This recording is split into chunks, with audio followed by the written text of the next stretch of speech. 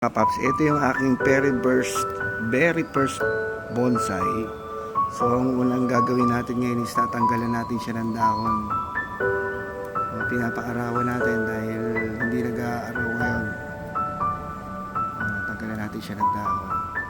Tapos sabi ni Boss Raymond, mabilis naman daw tutubo to. So ngayon tanggalan natin ng dahon. Madiligan naman na to. Ewan ko kung tama itong ginagawa ko, pero sabi ko tanggalin ng dahon, wala pa akong gunting eh.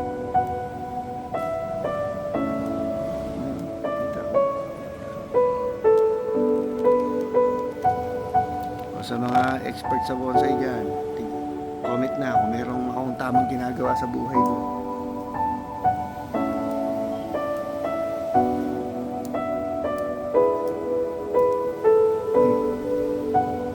Pero ang ganda na ng pagkaka ano niya, nung ano niya. Yung ilalim.